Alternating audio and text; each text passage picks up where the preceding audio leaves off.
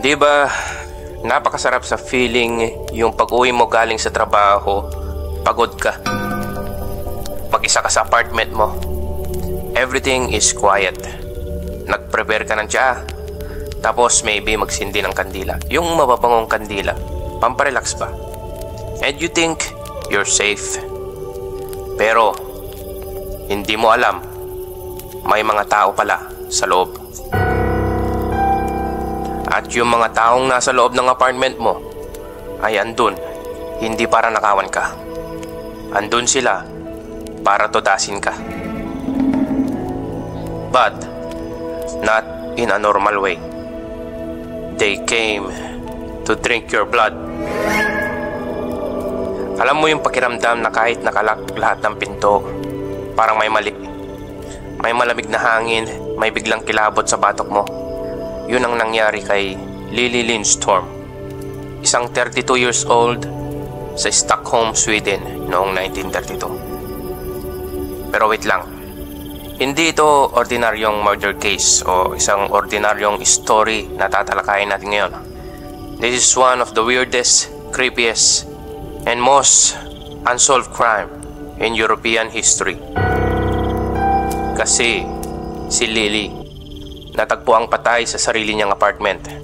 Wala na siyang dugo sa katawan. As in, drained, ubos. And here's the kicker. May mga ebidensyang parang may uminom. Vampire? O sa ating mga Pinoy, aswang. Yes, I know. Parang ang too much. Pero promise, kahit i-search nyo na naman ito sa internet, hindi ito gawa-gawa lang. This is a legit real case. And hanggang ngayon, walang nakakaalam kung sino ang pumatay sa kanya or kung ano. Let's start with, sino nga ba si Lily?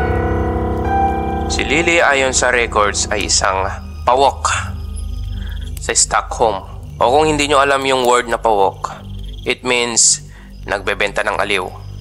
Gets mo na. Anyway, maayos siya, tahimik, hindi troublemaker. In fact, ang tawag nga sa kanya ng mga kapitbahay niya ay Lady of the Evening. O sa ating mga Pilipino sabihin na lang nating ligaya. Hindi siya sikat, pero hindi rin siya outcast. Parang background character lang siya sa isang telenovela until bigla siya naging main character sa isang horror story. Noong Mayo 1932, ilang araw nang hindi nagpapakita si Lily. Hindi siya bumibili ng pagkain, hindi siya nakikita sa labas. So nag-aalala na ang isa niyang kaibigan. Tawagin na lang natin siyang Mimi. Tumawag si Mimi ng pulis. Pagpasok nila sa apartment ni Lily, doon na nagsimula ang nightmare. Listen closely. Nakita nila si Lily nakahiga sa kama, hubad, pero balot ng bedsheet. Hindi siya mukhang ni-rape or pinahirapan ng killer. Walang struggle. Parang pumayag siya. Or mas freaky, parang kilala niya kung sino ang pumasok. Kasi nga, there's no struggle in the crime scene. Nakabungot lang siya ng kumot, di ba? Parang iniwan lang after gamitin. Parang ganun ba? Pero ito yung pinaka nakakagago. Sa tabi ng kama, may nakitang sauce ladle o in Tagalog, sandok na para sa sauce something. As in, yung sandok ay may laman na dark red na likido. Guess what? Yes, dugo. Parang ginamit yung sandok para inumin ang dugo ni Lily. Jesus. Alam mo yung moment na parang ang utak mo gustong tanggapin na baka stage lang ito. Baka parang urban legend lang, pero hindi. May official report at may official police report at totoo ito. Tulad nga ng sabi ko, i-search nyo sa internet at lalabas yan. And the weirdest doesn't stop there. Walang forced entry, meaning hindi pinilit ang pinto. At ayon sa autopsy, mga 3 araw na raw siyang patay before siya natagpuan. Pero wala siyang dugo sa katawan. Lahat ng blood vessels niya dry, as if hinigop. Tingin eh, parang tik-tik ata yung tumira dito. Well, walang suspect. No fingerprints, no DNA. 1932 pa eh. But get this, the last known person na nakakita kay Lily, isang regular client niya. Wala masyadong details about this man.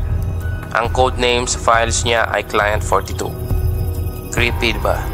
Parang government project. Well, tinanong siya ng pulis. Nag-cooperate naman siya at walang hard evidence na siya yun.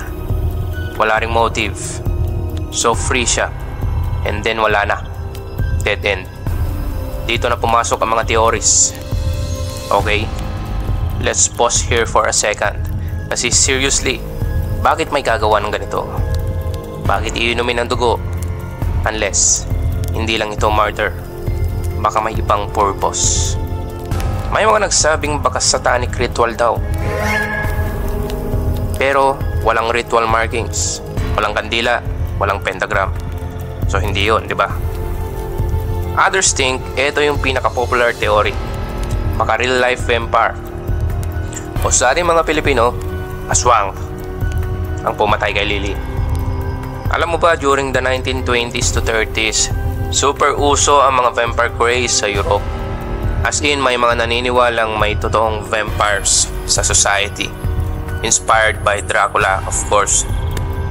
Pero may mga reports noon na may mga taong may rare blood fetish. O kaya may psychological disorder na tinatawag na Renfield Syndrome. Yung obsession sa pag-inom ng dugo. O for example, let's call this person Bob. Imagine, si Bob, mukhang normal. Office job worker, may pamilya. Pero gabi-gabi, may urge siyang uminom ng dugo. Hindi siya vampira, syempre. In the supernatural sense. Pero psychologically. Feel niya, dapat siyang uminom ng dugo to survive. Baka si Bob, yung pumatay kay Lily. Baka matagal na niya itong pinaplano. Baka nakilala niya si Lily as a client. Kaya may tiwala si Lily sa kanya. Pinasok niya sa bahay and then, boom. Ang tanong, kung si Bob nga, nasaan siya ngayon? Or mas tamang tanong, ilang Bob kaya ang meron sa mundo? Ngayon, gusto ko sanang sabihin na nahuli yung killer, na nagkaroon ng justice. Pero hindi eh. The case is still open. Nasa cold files pa rin siya. At hanggang ngayon, pinag-uusapan pa rin sa Sweden. Tinatawag nilang The Atlas Vampire. Kasi nagkataong nasa Atlasgatan Street natagpuan si Lily, yung apartment niya. And every now and then, may lalabas na bagong theory, may magpo-post sa forum, may maglalabas ng supposed diary ng killer. Pero lahat yun, puro speculation lamang. So ayun, we are left with a woman drained of blood, a ladle full of human blood sa tabi niya, and a killer na parang hindi lang basta tao. Medyo mess up, diba? Pero teka, di yan ang pinaka-weird na parte. Merong isang detalye sa case file na hindi masyadong pinapansin. Pero para sa akin, yun ang pinaka-malamang clue. Isang bagay na hindi napansin ng media noon. Kasi may isang bagay sa crime scene na sobrang off. Pero hindi nabigyang pansin at kapag inisip mong mabuti, parang sinisigaw na nito kung sino talaga ang pumatay kay Lily. Ready ka? Okay. So may isang maliit na detail sa tabi ng kama ni Lily. Bukod sa sandok na may dugo, may nahanap din na condom. Yes. And it is used na gamit. Pero get this, wala itong cement. Walang laman. Parang ginamit siya pero hindi para sa usual, bembangan. At yan ang detail na maraming tao ang hindi napansin. Or siguro, deliberately nilang binaliwala.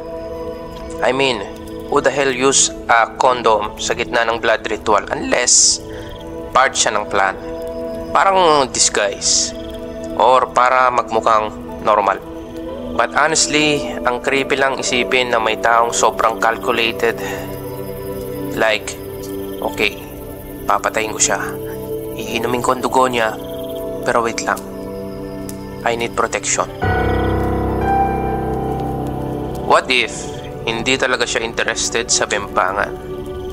What if ginamit lang niya si Lily para makuha yung access, yung dugo, and then proceed sa totoong ritual? Diba? Nagkataon lang na madaling i-access si Lily kasi nga nang bibigay ng aliw.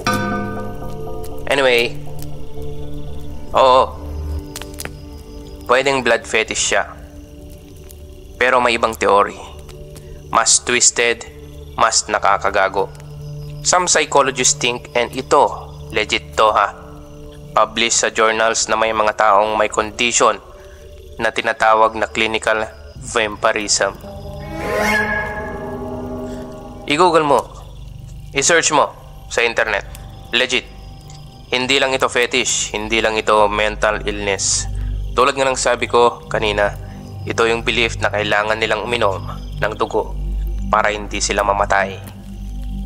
Parang may chemical imbalance sila. Tapos naniniwala silang dugo lang ang solusyon. And if hindi sila nakainom, magsha-shutdown ang katawan nila. Imagine mo yun, ganun ka-intense ang kagaguhan ng suspect. Tapos may isang teori pa na binabanggit minsan sa mga true crime circles sa Europe. Hindi siya widely known. Pero nabasa ko na rin ito sa mga Reddit threads, mga forums na sobrang specific. Ang tawag sa teori na to ay the collector theory.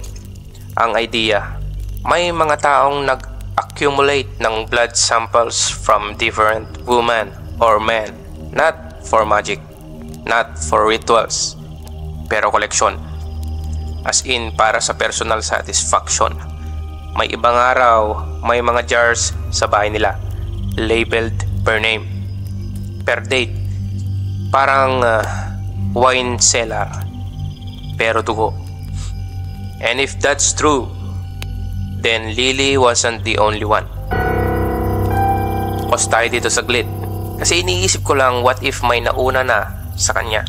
Or worse, may susunod pa. Walang ibang publicly confirmed cases like hers sa Stockholm after 1932. But then again, Sweden in the 1930s wasn't exactly transparent. Tahimik ang gobyerno, lalo na pag skandalous ang case. Ang mga pawok na worker, murder, blood, drinking, too much to air out in the public. So may chance talaga na may iba pang victims na tinago ang details. Or maybe, they were never found. Eto pa. Did you remember the guy I mentioned, si Client 42? May isang detalye na sobrang disturbing. He disappeared from public records 2 years after the murder.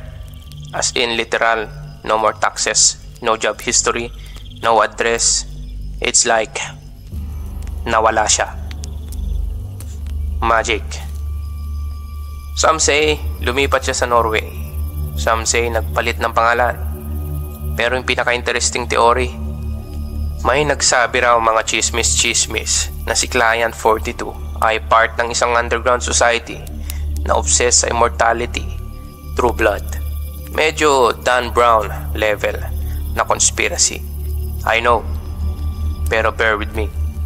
Isipin mo na lang secret society, old money, underground parties where blood is exchanged like wine. Wild, diba? Tapos may isang witness testimony pa na hindi sinama sa final report. isa raw sa mga kapitbahay ni Lily. Isang matandang babae. Nagsabi na may nakita siyang lalaking nakaitim na coat na pumasok sa building ng madaling araw. Magsasara na raw siya ng bintana nang napansin niya yung lalaki raw. Parang masyadong creepy. Yung tipong you'd look at him and forget his face agad kasi sobrang ordinaryo niya, or maybe sobrang hindi ordinaryo. Now, isipin mo, what if the killer wanted to be forgotten? What if trained siya to blend in, erase traces, manipulate people? I don't know about you, pero pag ganito yung mga usapan, parang feeling ko may mas malalim na layer itong kasong ito. May isa pang clue sa crime scene na hindi masyadong nabanggit sa mga mainstream reports. The apartment door, it was locked from the inside. Yes, inside. Hindi nabuksan gamit ang susi sa labas.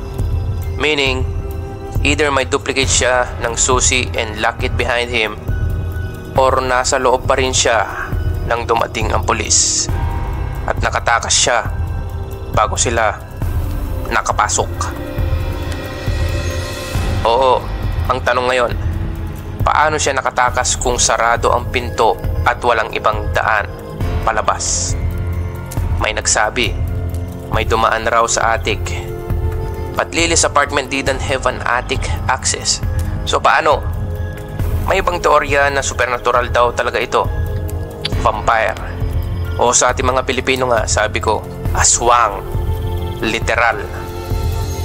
Na kaya niyang mag-face through walls, mag-shapeshift, o meron siyang kapangyarihang makaloko ng mga perception ng tao. Medyo stretch, pero kung totoo ngang walang forced entry, walang struggle, walang tunog ng sigawan, at walang traces, mas creepy pa kung iniisip mong hindi siya supernatural. Pagkatao lang talaga, pero yung utak niya hindi na sa atin. Hindi siya normal, hindi siya utak ng tao ba kung sasabihin ko na lang. Imagine meeting someone like that. Someone na normal kausap, disente ang itsura, pero deep inside, kaya niyang pumatay ng tao. Hindi para sa galit, hindi para sa pera, kundi para lang uminom ng dugo. Kaya ba nating tanggapin yon?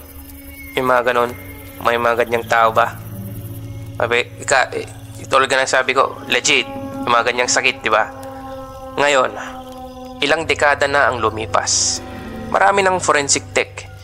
Pero kung babalikan mo ang case ni Lily, parang wala pa ring sagot. Walang closure, walang justice. Ang naiwan lang, isang sandok na may dugo, isang katawan na walang signs of struggle, isang taong hindi na muling nakita. At ang mas nakakakilabot pa, may isa pang kaso na halos kamukhang-kamukha ng kay Lily, pero nangyari decades later. Same method, same setup. Ang tawag nila dito, the copycat case. I-search nyo sa internet, legit na naman yan. Pero kung ako ang tatanungin mo, hindi lang ito basta copycat. Para siyang continuation. Noong 1979, sa isang maliit na bayan sa Finland. Oo, hindi na sa Sweden. Lumipat na tayo. May natagpo ang bangkay ng isang babae sa loob ng apartment. Mid-30s din. Brunette. Same build ni Lily. At guess what? Drained out of blood. Hindi ito urban legend na. May mga actual police file, same situation, no sign of struggle, walang forced entry. Pero ito ang pinaka nakakakilabot. Nang dun ulit, yung sandok. Same old school ladle. May dugo sa sandok. As if pattern. As if may signature move. At ang mga tao, they didn't even connect it to the Atlas vampire case. Kasi 1932 pa yun. This was almost 50 years later. Ibang bansa pa. Pero nung lumabas ang photos ng crime scene sa isang true crime magazine sa Europe, may mga nag-react syempre. This looks exactly like Stockholm case. At doon na nagsimulang umikot ang balita na baka hindi pa tapos ang Atlas Vampire. Now, here is the thing. Ang tawag sa ganitong klase ng krimen ay ritualistic signature. Para tong pirma ng killer. Kung serial killer siya, gusto niyang makilala siya. Gusto niyang ma-figure out mo, pero hindi mo siya mahuhuli. Or baka naman, hindi isa lang ang killer. What if it is a group?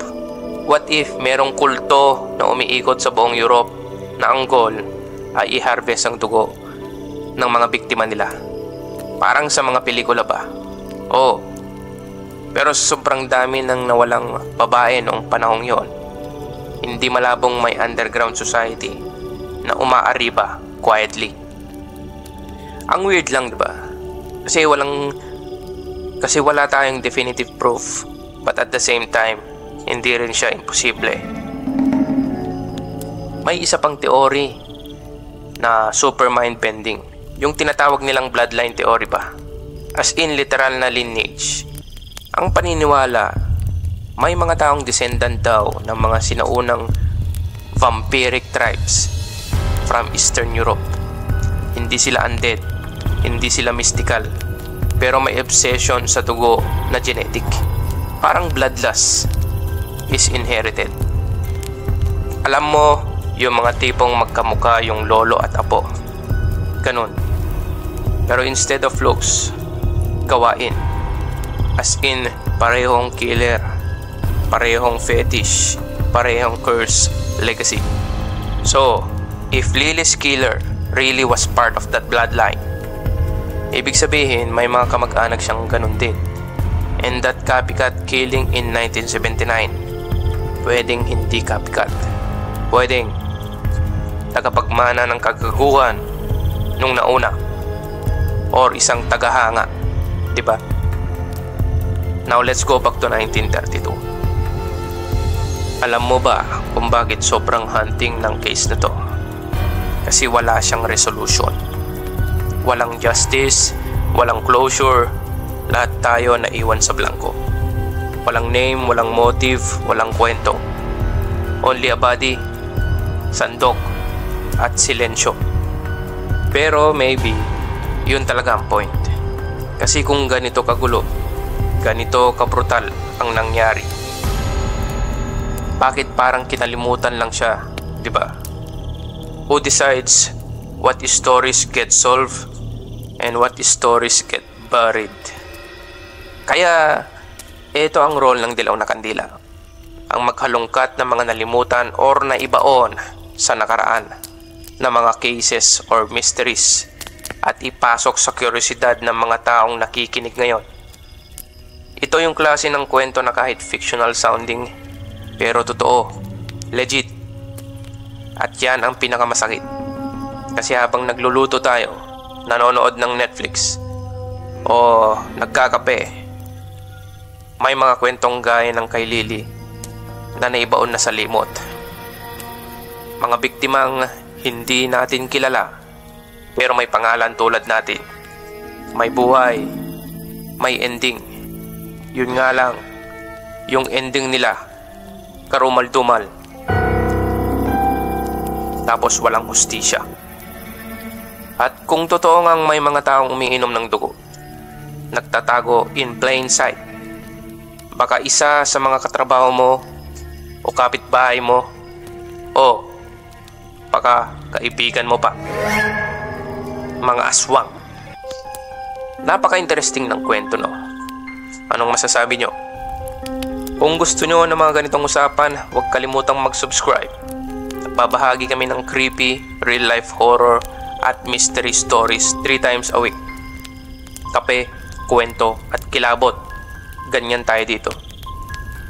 Kung gusto nyo naman ng mga solid immersive storytelling, nag-upload din kami niyan. Hanggang sa susunod, stay safe, stay curious. Ito ang Dilaw na Kandila. And this is Sir Sig. on the line. Bye-bye.